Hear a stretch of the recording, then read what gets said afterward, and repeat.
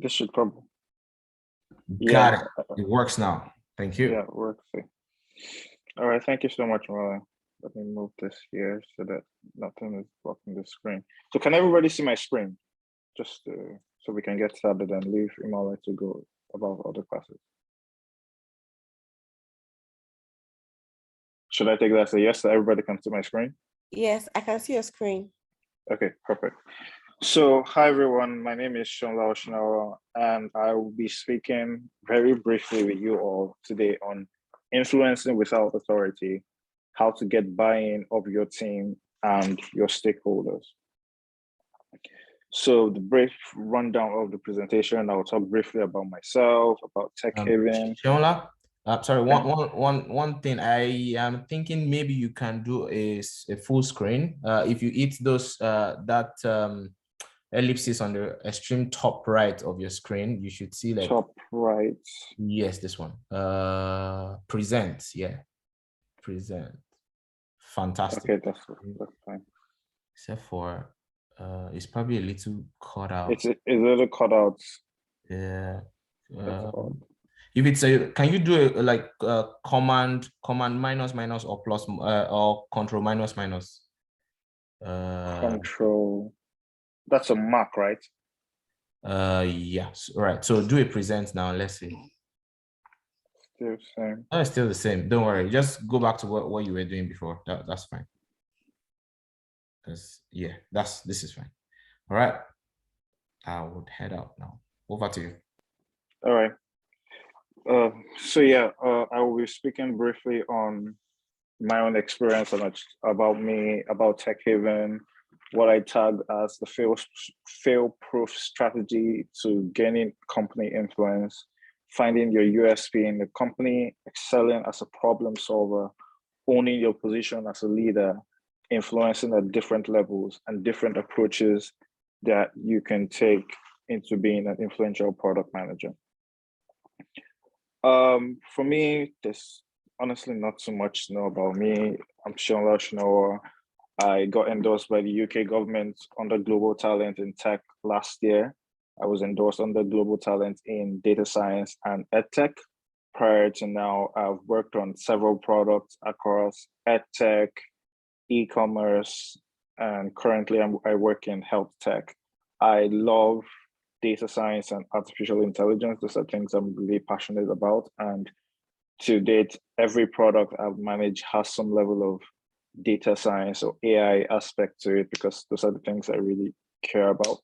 I've also worked on API-centric model products, which you can call platform products, where you just build APIs that people build on top of. So for example, API or platform products are the Flutter Waves, the Paystacks, etc.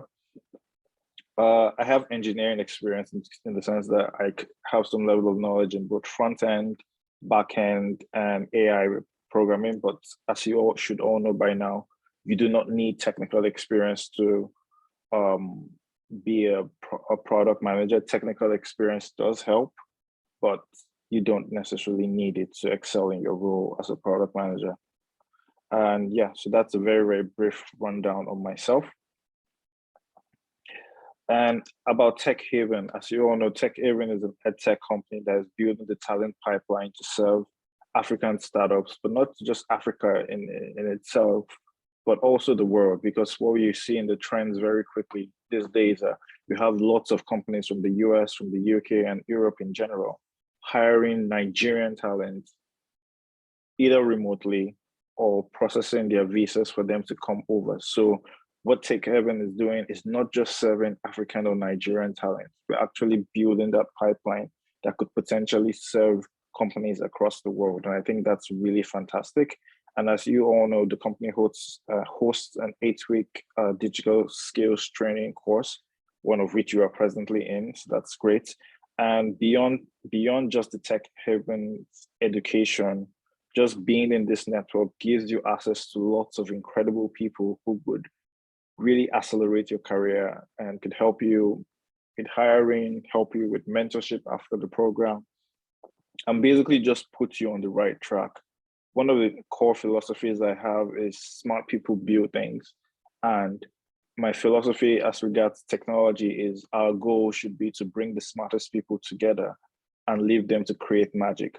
And I think that's what one thing that Techhaven is invariably doing by bringing so many smart people, training them and helping them refine their skills, and invariably giving them a platform to build amazing stuff that would impact both us, Nigeria as a country, and invariably the whole world. So now getting on to the core of my presentation, what I tagged the fail-proof strategy to gaining company influence. And the way I see it, adding meaningful value within your company and constantly delivering results on core deliverables is the fail-proof strategy to building influence. Whether it's managers, whether it's engineers, whether it's people within your team, there is one thing that everybody across the company wants and loves, and that's value, results. People want results. I know a lot of times as product managers, we like to talk about the process and how we should not just dive blindly into going about tasks or prioritizations or finding a customer pain point. And those processes are good. But what we must not fail to recognize is those processes are a means to an end. And that end is the results that you are looking to get for the company on how you are improving the company. And if you want to build influence really, really quickly, you need to optimize for delivering value. I always tell people that your value is in your name. Your value is in what you bring to the table. And your value can, in a sense, what we look at as influence is actually earned respect. From a manager perspective, from a senior manager perspective, or from a stakeholder perspective, yes, sure, don't get me wrong, everyone has to respect you as a human being, but people respect you more when they can see the value you are bringing to the table. So when you get into a new role as a product manager, or whether you have been in a role as a product manager for a while now, what you need to do, you need to look for quick wins that you can achieve within your role, while at the same time optimizing for big wins. At the end of every month, I have a personal scorecard where I rate myself. At the beginning of the month, I have, these are the goals I want to achieve. And at the end of the month, I have my own personal retrospective session on my own performance within my role. Because I want anybody to be able to look and without any doubt say, oh, this is what Seunla achieved this year, in this month. This is what Seunla achieved this week. You need to be in the position where you're constantly delivering value, where nobody is second guessing your value. And that's something I'll touch on later in this slide, that value isn't obvious. Sometimes you're delivering value, but it's not obvious to everyone across the team. So what do you need to do? You need to document your value, right? You can find out you're doing a lot of tasks. Sorry, somebody say something?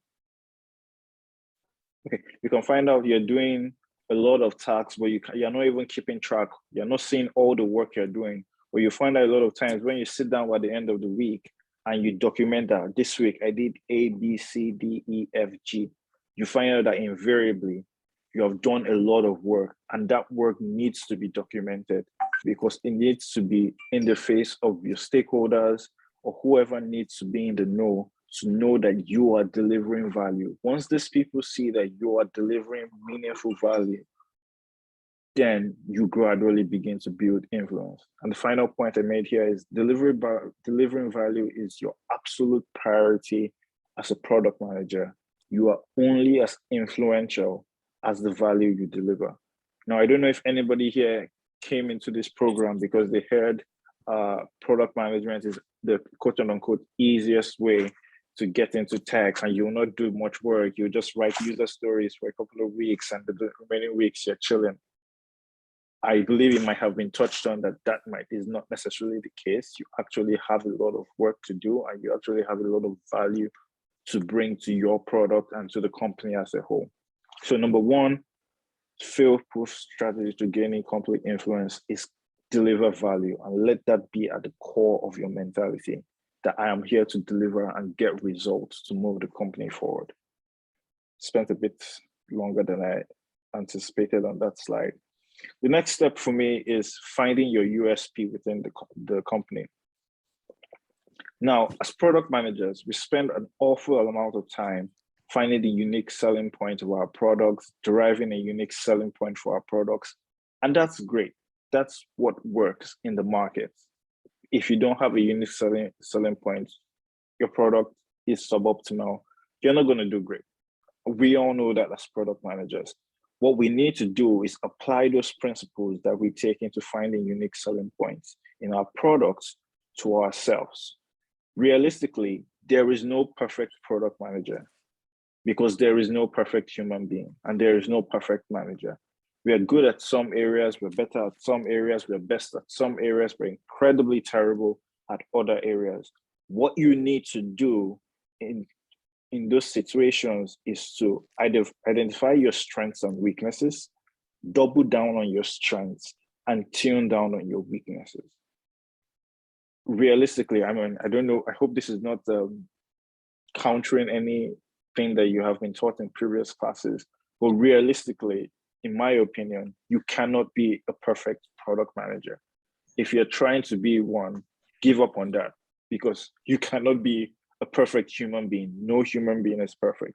So what you need to do is to double down on your strengths and tune down on your weaknesses. So back to the point of finding your unique selling point within the company. What are my strengths? For me, I always want to be in the position where in the problem space that my company is, I am the most knowledgeable person. And that's one way to win influence. For example, if a manager says, hey, we need to do XYZ, and you just say, no, I think we need to do ABC, he's going to say, no, I'm manager, do XYZ, stick to what I say. But if you say, hey, we need to do ABC, and I know why you're thinking about XYZ, you thought about XYZ because of this reasons, but in your reasoning, there is a flaw because you're ignoring this factor and that factor and that other factor. If you do your research, you'll find out that your argument or where you are coming from is actually flawed, and my argument is actually more valid and more fail-proof. And 9 out of 10 times, whoever the manager is, except they're extremely egocentric, would drop whatever plans they have and stick to yours, because you have been able to prove to them that you are more knowledgeable in the problem space than them. Another way you can look at it is maybe you understand the customer more than anybody. Maybe in the entire company, if it's an edtech company, Seunla is the person who understands students and everything about students, top to bottom, how they think, their psychology, where they hang out, how to sell to them, everything about them. I have influence in knowing the customer base. So within the company, if anybody wants to know anything about understanding customers, if anybody wants to make any strategy around customers, who are they going to be looking for? They're going to be looking for me, because Seunla is the most knowledgeable person about the customer base. Maybe it's the go-to-market strategy. Maybe it's the design. Maybe it's the technology piece that makes your company or your product a unique selling point. But as the PM, you need, maybe it's even figuring out how to prioritize. Maybe it's even managing stakeholders and selling to them. But within your company, you need to find out what you are best at. Not just good at, what you are best at. And by best, I mean what you are better than every single person at. And if you don't have anything that you are better than every single person at, then you need to put in the work to ensure that in one area of the product development or product management cycle or perspective, you are the best person. I mean, that's my own personal perspective. And that would be that knowledge and insight comes earned respect. And with that earned respect comes influence. Am I making sense so far? Hello? So I'm just talking to myself. Yes, Yes, you you are. Okay, yeah, that's fine. The next point to being influential within your company is excelling as a problem solver. Ultimately, the way I see it, one of the product management is two things. There's the actual core product management, which is invariably problem solving. And there is people management. At the end of the day, as a product manager, you are managing people, whether it's managing your teammates, whether it's managing your stakeholders. People management is a core aspect of product management. We'll touch on that later in this slide. But excelling as a problem solver is one of the ways to bring influence. Do your job right, and over time, people will start to trust you and be influenced by you of their own accord. The best influence comes from earned respect. Within your product management journey in your company, there are lots of problems that are going to come up. And one of the biggest ways to earn respect within your teams and upper level management is being a problem solver. And an added hack should be not just a problem solver within the context of your product, but even taking an eagle's eye view of the company. So yeah, you need to be great at solving the problems of your product, whether it's creating awareness, whether it's usability, whether it's the distribution, whether it's the conversion. You need to be able to understand all these different problems at each stage of the process to getting your product to succeed and solving those problems, right? That's super important. But what you need to do also to earn more respect is be valuable beyond the point of being a product manager. For example, if the company is making some HR decisions, can they count on your perspective on how to go about recruiting? I mean, we're in a talent war basically in tech across the world, and that's just not just limited to Nigeria, that's everywhere. So can the company go say, oh, Ore, I want to hear Ore's perspective on how we should go about hiring PMs or hiring engineers within the company. Okay, yeah, I was just looking at the messages. How do we go about hiring engineers? How do we go about getting the best PMs? If you can get yourself to a point where beyond your core role, and I know some of us don't like it in the sense that we say that, oh, we're just PMs, let's just stick to our job about PM, being a PM. But if you want to focus on growth in your career, invariably, I think you would do work or be able to provide value outside your immediate job description. Now, there's a nuance there of you voluntarily saying, oh, I want to do work outside my JD, and your company saying, do work outside your JD. They are two different things.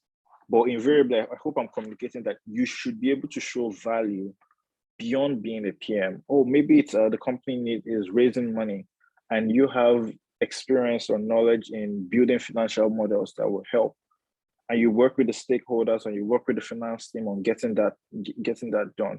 What does that bring you? Earned respect. What does that earned respect bring you? Influence. The more you do things like that, the more whatever upper level management there is, they will contact you when push comes to shove, when they want to make important decisions, because you have proven to be able to take some level of ownership and initiative within the company to move the needle of progress. And this is why I said being a generalist and understanding the intricacies of your company at a high level across teams and departments shows that you are valuable beyond your core product manager task. You know you are winning when other teams want your input on issues. And this goes to my next point, owning your position as a leader, and which is what I touched on previously, that product management is arguably more people management than it is actually building the product. You need people to succeed in your role, and you need them to see you as a leader. That's precisely the point and essence of this class. I mean, if you could influence your tech, you just write the code. Now you're not thinking about influencing your tech, you're thinking about influencing upper level management, you're thinking about influencing your stakeholders, you're thinking about influencing your team members, because these are people, these are human beings. And I always say that PMs, we need to understand that people need to be valued. to work, and I'm talking about this from the people in our team's perspective, is it important that our team members do not just feel that they are just cog in the capitalist machine just to make money. They need to feel valued as human beings. So it's not every time you go and meet your teammate and you're talking work, this deadline, that deadline. Sometimes engage them as human beings. Buy them ice cream if they like ice cream. Ask about their boyfriend or girlfriend. Ask about how things are happening with them in their personal life, not in a way that is, I'm trying to think of the English word that is intrusive. What that came to my mind was not in a way that is amiable, but that by the way, but not in a way that is intrusive, but making it clear that your PM values you as a human being, because what that brings is trust and loyalty. That's from a people management perspective of your teammates, right? Owning your position as a leader is also influential to stakeholders. Stakeholders respect people who are leaders and can take initiative. And this is about how you build your personal brand in the company. Now, it's important for us to all know that every day, people are forming opinions about us. And we need to be very aware of that. For every deadline we miss, for every time we say we'll get something done by 2 p.m. and we submit it by 5 p.m., for every time we say we'll get something done by 5 p.m. and we submit it 1 hour before, people are forming opinions about us every time. And those opinions factor into the amount of influence we have within the company. As a leader, you know you need to do what is right for yourself and your teams, and stakeholders respect that. They respect people who take initiative. They respect people who have a sense of direction of where the company is going and how they align their teams strategically to get there. Also, being a leader means understanding people. Every stakeholder has a weakness, not a weakness. Weakness is not the right word, but has something that makes them tick. So for example, if you're pitching a solution to a stakeholder who the security is the most important thing for him or her, when you're pitching that solution, you need to pitch it from a security perspective. You need to pitch that security front, right? To be able to successfully sell that idea or sell that feature or sell that product to him or her. Now, the problem is, how do you know what ticks each of those stakeholders? You're not going to get that over emails. You're only going to get that by quote unquote informal conversations with them and engaging with them as human beings. So I've talked about two things in this slide: being a leader, owning your position as a leader, understanding that you are a leader in your company and acting like one. And there's also the bit of people management and understanding the people in the different contexts, whether within the context of the team member, or within the context of a stakeholder, and how understanding people on a very, very close level beyond just work can help you influence them. Because influence at the end of the day is kind of like selling, right? Imagine working with a marketing team that doesn't have a good user persona, does not know the user, does not know what words to use to sell to them. They're not going to sell anything. They're going to fail massively. It's the same concept that we apply into our lives as product managers. When we want to influence people within our teams, we need to know how to sell things to them, how to sell visions to them. Whether it's stakeholders, we need to know how to sell, because as a PM, if you are not managing or you are not coordinating, you are probably selling. And those are some of the core pillars of the task of a product manager. And that's why influence and knowing how to build influence is a core part for succeeding within your PM role. The next slide is influencing at different levels. And I think I've touched on some of this briefly. Understanding that you are influencing at different levels is core to succeeding as a product manager. For starters, you must learn how to influence yourself. And that goes back to the point I touched on earlier. Understanding that you are a leader within your role, setting high standards for yourself, as in what do I want to achieve this month, this quarter? as a PM in this company, where do I want my product to be? How can I get there? Who do I need to align with to get there? It first starts from influencing yourself and seeing yourself as a leader and acting like one, right? And that's where influence starts from. Next, you need to master is being able to influence your team.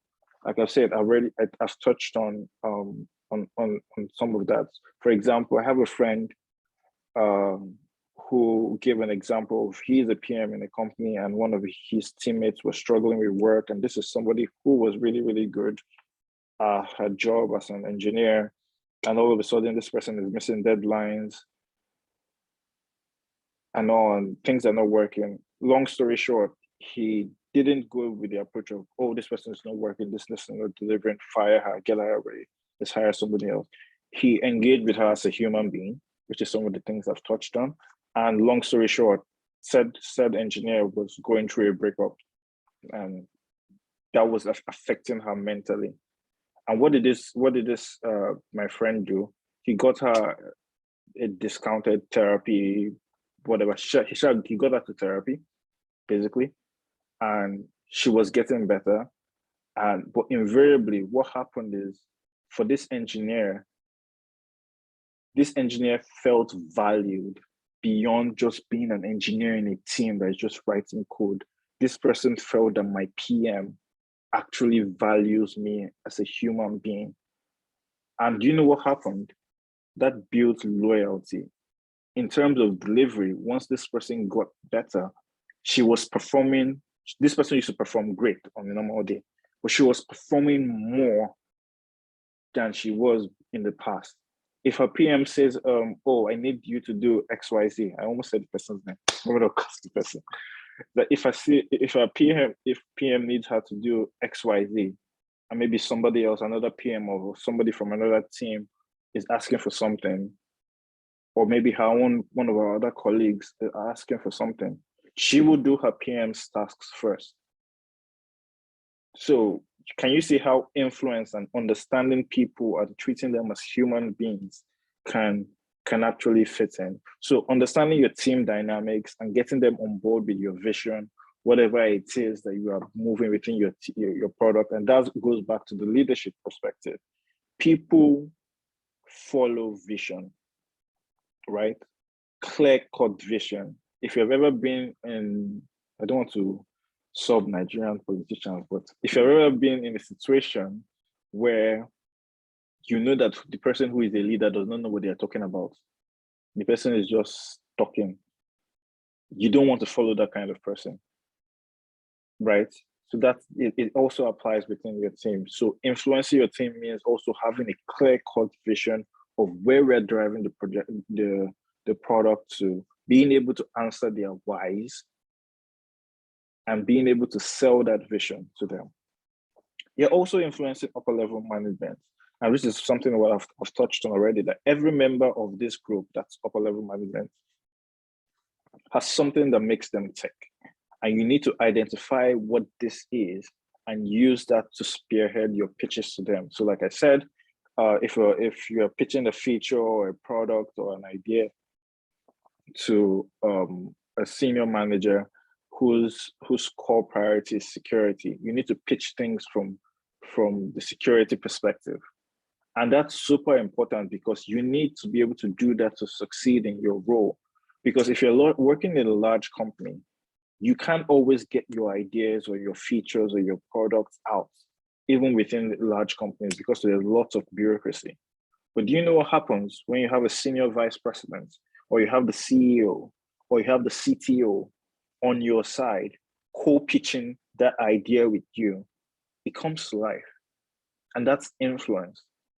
And you will get things done way faster than somebody who just is sticking to a theoretical approach to product management, or somebody who does not have any influence within the company. And this is one of the reasons why it's important to be able to influence upper level management, not just to get their perspective and to let them extend deadlines, but to be able to push your own agendas for success within the company.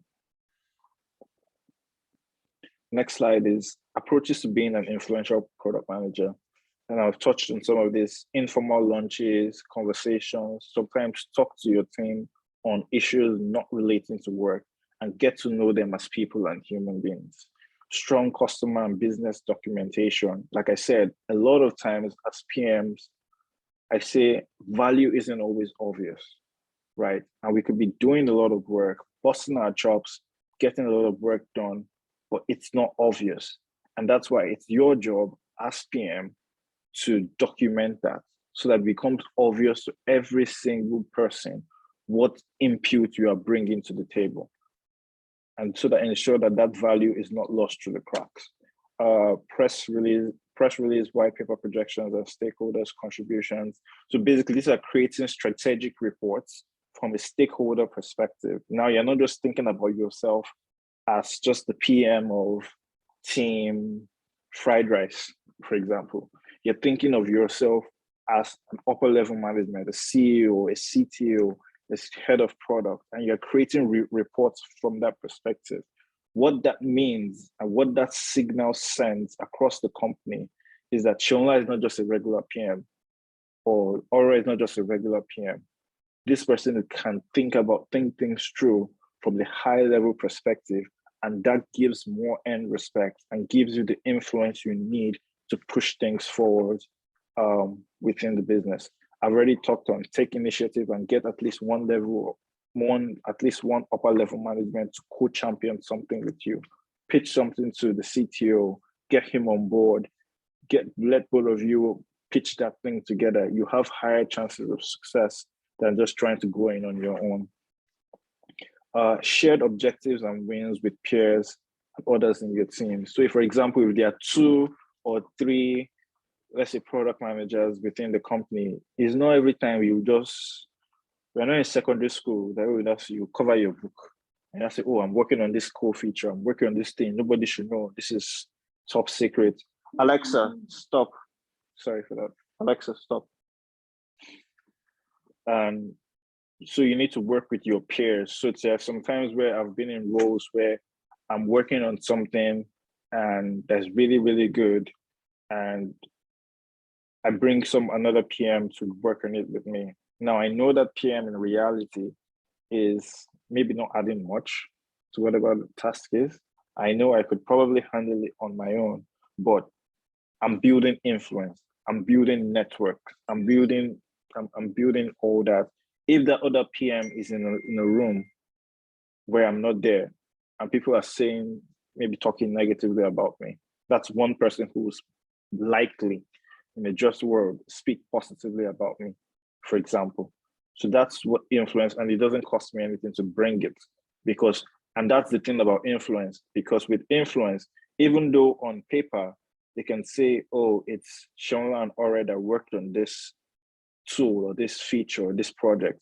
Everybody knows the unspoken reality that it's mostly Seunla that worked on it. And that also gives you more end respect because it makes you look like a team player. It makes you look like somebody who has that collaborative attitude and perspective to product management. And so that's pretty much all everything I have for my slide today. I have 2 books I recommend to you. I am not a salesperson. I have no affiliate code for any of these books. They are just 2 books that have helped me personally. Rules of Work by Richard Templer.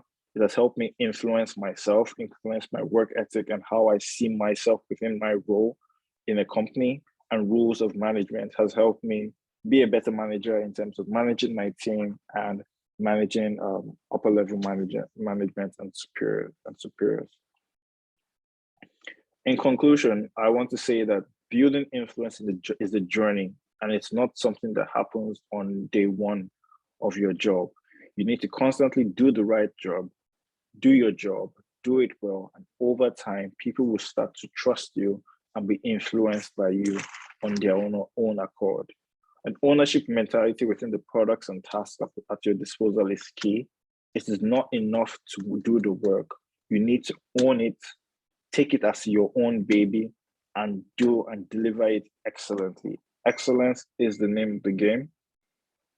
And I think it's really important that we all keep that in mind. And finally, influence is like a muscle that needs to be trained and flexed periodically throughout your career. It takes time to develop, and it doesn't just happen overnight, but it's something that we get there gradually by painstakingly taking the steps towards getting to that goal. Thank you.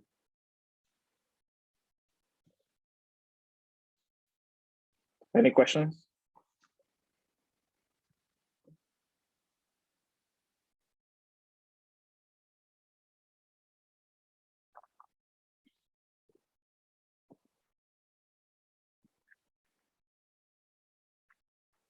Yeah, Aziz, you can ask your question. What do I need to? Yeah, good morning. Yeah, thanks for the presentation. I really enjoy it. Can you hear me? Yeah, I can hear. Okay, please, what can you say about Scrum and Agile approach in a work environment? Which of the methodology do you normally recommend, and which one do you use most? Scrum, Agile approach in a work environment? I use Agile. So I use, yeah, okay.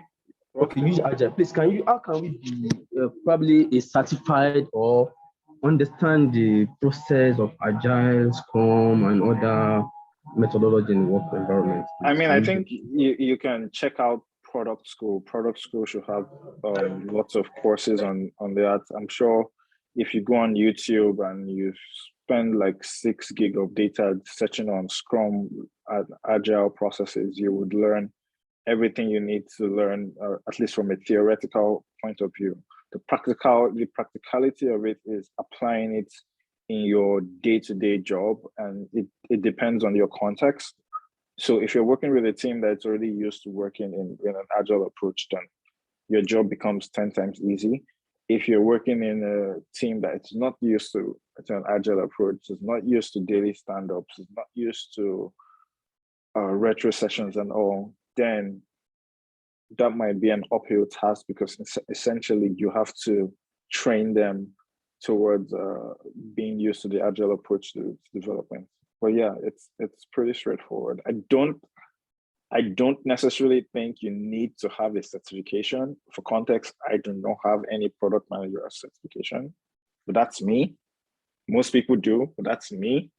I have just grown in my career by doing a lot of the things I've mentioned on this slide, just building good stuff, getting it to work, building influence, growing, and succeeding. I think people value that a lot. Thank you very much. Yeah. The second question is this. Okay. Can I go on? Okay. During the presentation, you mentioned that you are a data scientist. I want to ask, as a product manager, do we need to have other skill like that of data, like that of DevOps, UI, UX? Do we need to know some other skill like digital marketing to be a better product manager? People can just go into product manager and just be managing different set of people without having probably deep or little knowledge about what it then takes about their own professionals. Yeah, so I think I touched on that briefly at the point during the presentation. No, you do not need to be an engineer, designer, DevOps, whatever. You don't need to do that. Now, if you have that, it's an added advantage, particularly from the influence perspective, because when you're speaking with engineers are very interesting people. But yes, when you're speaking with an engineer, if you're a product manager who has technical experience, i.e. you wrote code in the past and you're speaking with an engineer, the engineer responds to you more from a perspective of, oh, this is one of us. Oh, this is the dev like me that understands refactoring code or writing tests and whatnot. So influence is better. So it's an added advantage in communicating within the company. So it's an added advantage, but there are lots of PMs. I believe most PMs do not have that technical background or do not have any other experience beyond being a product manager, and they still do their job successfully. So if you have those added extra experience, it's an added advantage for you. by all means, use it and leverage on it.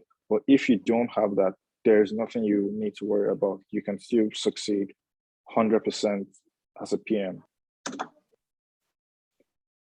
Chizoba, yeah, your question? Okay, good evening. Yeah. So my question is going to be about what you talked when you talked about getting one upper level management. I didn't really understand that part. So my question is, at what level should you get one upper level management to co-champion with you? Can you throw more light on that?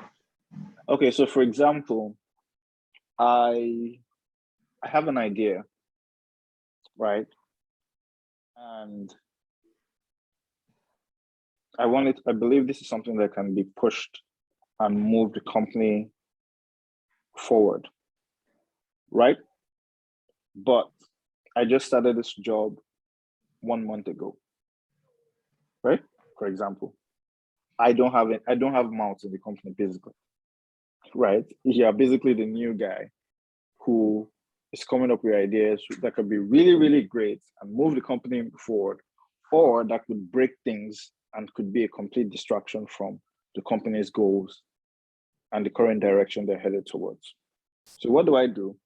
I speak to the head of products or CTO about the idea, or I speak to multiple managers about the idea and try and get a pulse check of who is most interested or who believes in this idea or this concept or this feature the most. Let's say, for example, is the CTO. Then I go and dive in deeper and explain in detail to the CTO, and we work. He uses his experience because he has more context on the company and the intricacies and the engineering skeletons of the closet and everything to get this to succeed. And we work together on forming this idea and making it into an actual solution, right? And because he is upper level management who speaks with the CEO, the CFO, etc., and he has all the context on their own perspectives of how we can pitch this solution and sell it, we can work together, get that done, and we can co-champion that feature together. Now, if I try and push that on my own, I would struggle because I don't know the perspectives or the headspace of what's happening in the heads of upper level management, what direction they're thinking of taking the company to, what drawbacks are currently in the company, because I just started here a month ago. I don't have all that insight. But finding somebody who is higher than you to believe in that idea or that concept or that product and working together with you to refine it into something, into a solution that is sellable within the organization. That's what you need. That's what I mean by getting an upper level management person to co-champion your ideas with you. Does that make sense now? Great, thank you very much. That's nice. Second. Yeah, any other questions?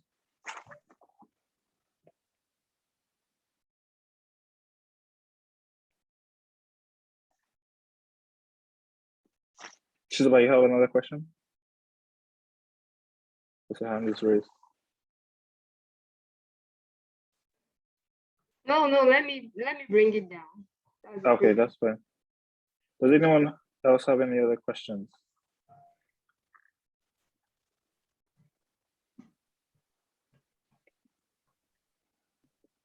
Well, I'll take that as a no. So can anyone fill me in on how the classes work post-class? Do we just end the class? I believe Imola is on this call. If you can help out with that, that would be helpful. What's your question?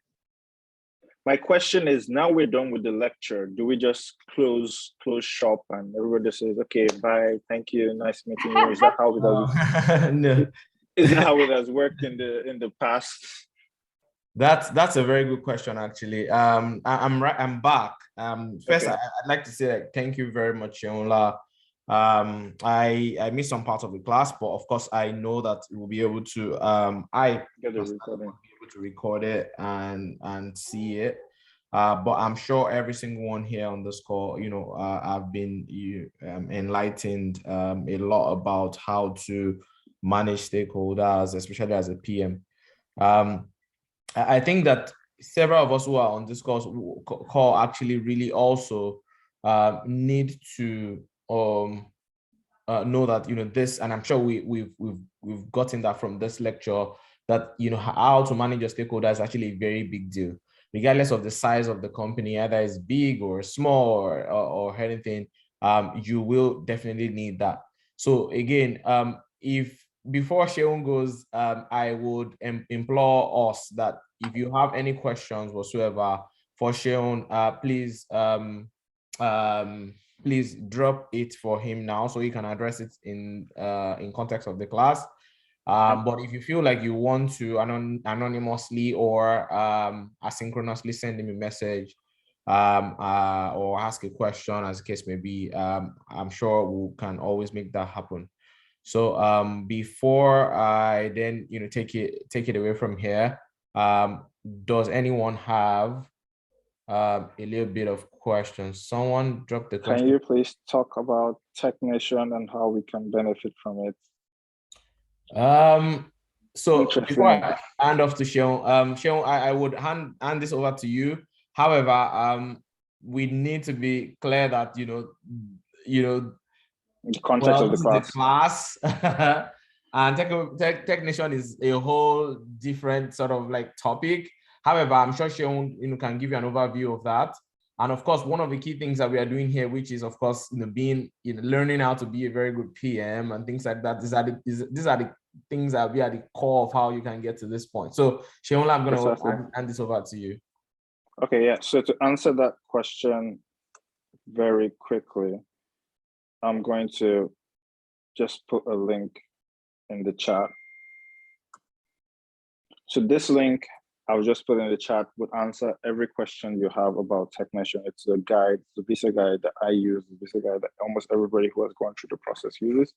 And I would just say that the Technation Global Talent Visa, it's a great way to move to the UK because you can start your business here, you can study here, you can work without needing sponsorship, which is such a great advantage, because one of the problems lots and lots of people have when they're done with school is finding a work that would sponsor them because it's super competitive.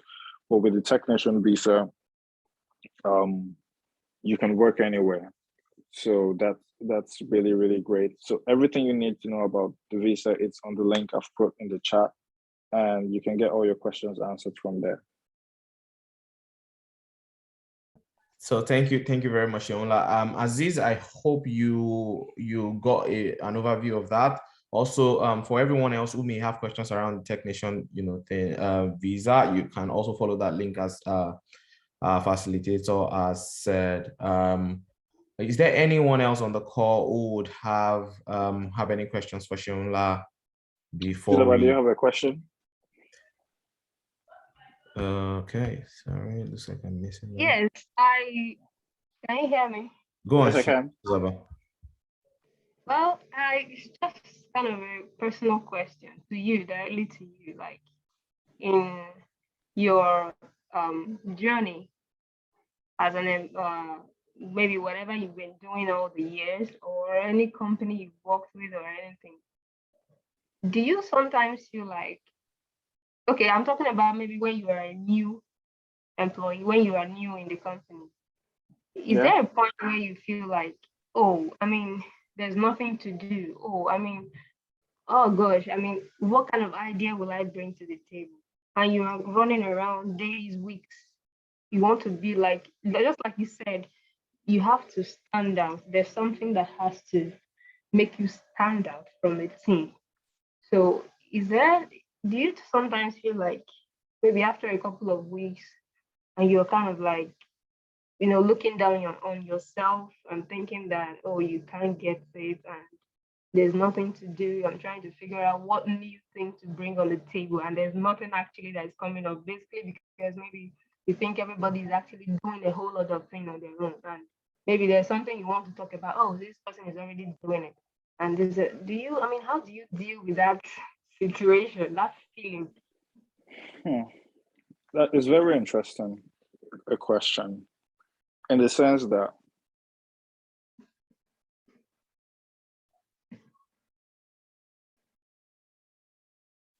most people I know who are doing exceptionally great in their roles feel they're not doing enough. Most people I know personally who are they're killing it in their company, but they feel that way. And the way I see that emotion is, it's a good emotion in the sense that it shows ultimately at its core that you are striving for more. And it can work two ways. It can work in the negative sense where you now start thinking you're not good enough, you start looking down on yourself. So that's the negative perspective it could work in. Or it could work in the positive perspective where you now always want to do more. And you now get to a position in your company where you're doing things that to you, because of the standard you have set on yourself, are very basic. But compared to other people within your teams, you're actually outperforming them.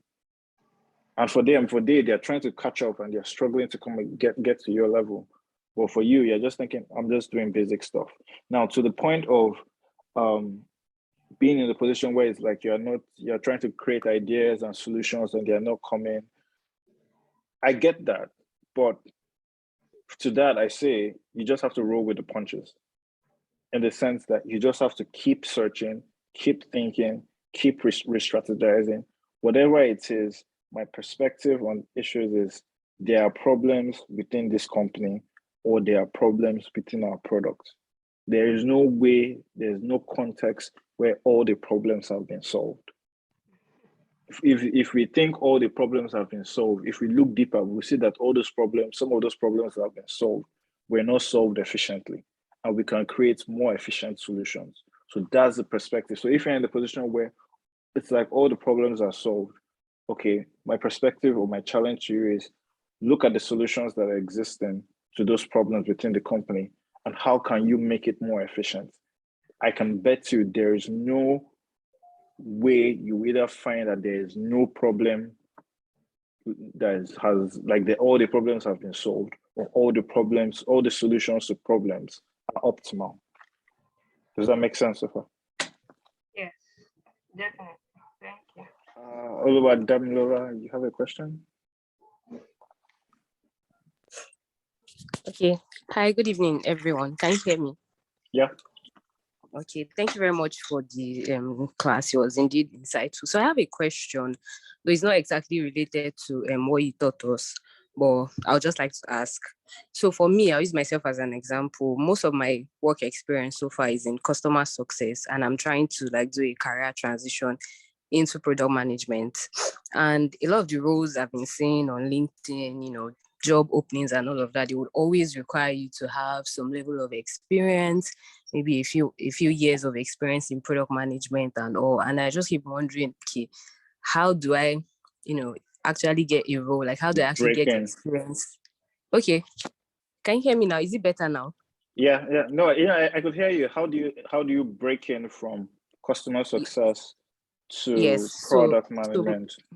Yes, one question I always ask is, okay, how do I actually start building the experience if I don't get a particular role, to actually start building the experience that, is being required. So my question is, do you think there are any tips or any advice you would give somebody like me that is trying to, launch into this an entirely new career path with no experience yet? Are there any tips that can, help me stand a better chance at actually getting, some of these roles? So my first question to you is, in your current role, is your current role a tech company? No, it's not a tech company. Because I have a friend who had similar experience, but she was working in customer success, wanted to transition to product management within the company, and successfully did that. So it's easier if you can get that. But for me, how I would say you go about it is, number one, it's all about positioning. Like I said, finding your USP. As a product manager with a customer success background, your main pitch or your potential main unique selling point is you understand customers' pain points best, the most, and you can solutionize them. So if I were you, in my CV, that's the agenda I will be crafting. That yes, sure, I'm coming from a customer success background, a customer support background, and this is how my experience can be translated into building products in the sense of understanding the customer's pain points, in the sense of being able to know the best strategies to communicate with customers to get results, insights, and resolutions from them, because these are core aspects and some of the things that the product manager would do. So I would begin to craft my CV in a sense, seeing how to show the link between my customer success experience and my potential product manager goal. Now, to pad it up, I might now take some courses on Udemy or product school just to say, oh yeah, even I have some product manager experience, or that could be the path you could take. But at the same time, there's also the perspective of just applying. Yeah, because you're coming from a customer success background and companies will say they want experienced PMs. Maybe lots might reject you, but you just need to, like I say, roll with the punches and find the first company that you can successfully pitch that you will be valuable as a PM. Do you get? And another hack you can go about is gather a bunch of friends. You be a PM, get a couple of developer friends, build a product end to end. It doesn't necessarily mean it has to make lots of money or any money at all, but just build something and be able to show your lessons and just have that somewhere in your CV that, oh, we've worked on 2 or 3 products end to end from ideation to delivery. Sure, maybe they are not profitable yet or whatever, but they need to be able to see that beyond your customer success experience, there has to be some level of product management parts to you and how you can link your customer success experience and the value that brings to when your product manager has. Has anything I've said today made sense? Yes, absolutely. Thank you. Great. I was not just rambling. Any other questions? Rambo, it actually makes a lot of sense. Thank you. I learned from that as well. Any other questions from anyone? Yeah, so one of the key advantages of us, okay, Ugochi is here, but before we take Ugochi, such that I can create that FOMO in quotes in everyone else. One of the key advantages of having Seunla here today is because we can also get, apart from our chief facilitator, Tomisi, can also get another perspective on product management and what it takes in the real life, in the wild. For example, Seunla has a wealth of experience that he can share with us as well. So if you want to get an insight into what it takes on a day-to-day in the life of a PM, operating at the highest level of what it means to be a PM, then this is a good a chance for you to ask a question and get an answer to now. So yeah, over to you, Ugo. Oh, Iyanu came first. So Iyanu, sorry, Ugochi. Good afternoon. Good evening, everyone. So yeah, I think my question is basically when you get to a new company, yeah, there will be somebody that was probably, maybe there's a PM before you came in, or maybe there's somebody that was assuming the PM role. So when you get there and you are trying to exert influence and all of that, how do you avoid being seen as hostile or being seen as someone that is coming to just take the shine, or coming to, I don't know, displace that person that was occupying that top spot? I don't know if you get my point. But like, I get your point. How do you position yourself that you're not seen as coming to be the star when there's already a star in the team before you came in? Thank you. The thing is, stars collaborate. Stars love working with other stars. I think is a popular Steve Jobs saying that 18 players love working with 18 players. So if you are a star, probably the old star would be more than excited to work with you, right? The problem is if you are actually hostile, if you are the one who wants to actually be hostile, then that's when there might be issues. But there's also the perspective of if the person is now maybe has insecurities or jealousy tendencies and it feels like you're taking the spot, but that's not on you. That's on the company and the managers and the other people who are involved with that person to communicate with that person that this is the reality, that somebody else is currently working on your former role and you just have to collaborate with this person. That's not on you. That's on the other person and for the company as a whole to understand and all. But like I said, and I touched on in my slide, you need to look at the team dynamics and understand people. The first couple of weeks, first couple of months, you are just watching and understanding the playing field. And based on that, you know how you align, you know how to adopt. Does that make any sense so far? Yes, thank you.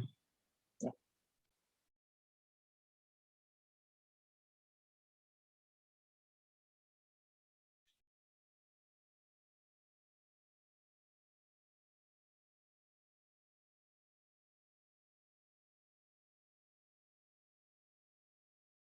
Is this the first screen you're talking about?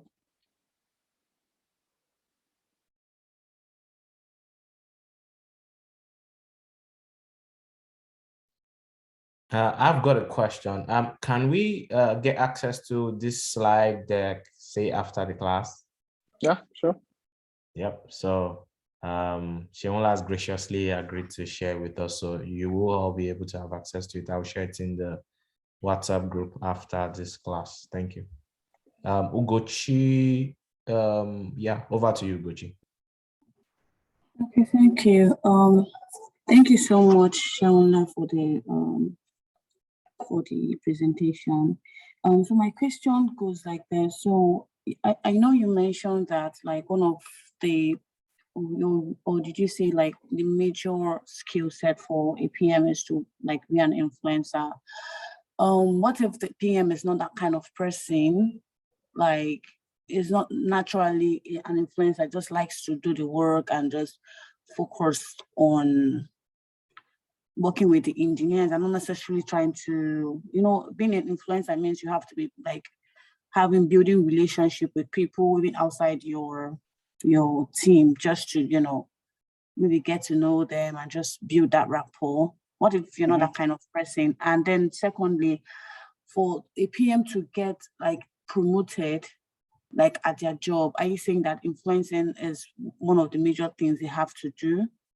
Or are the other yardstick or other key this thing they can actually focus on to get promoted at their job?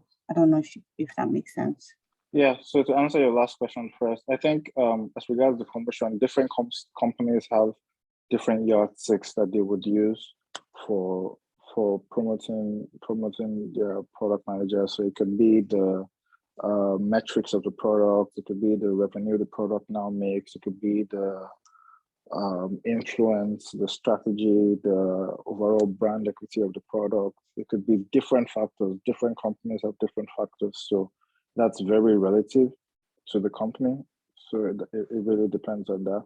As regards your first question of influence, it goes back to this slide in the sense that while influence is one of the core factors you need to succeed as a product manager, it's not the only factor.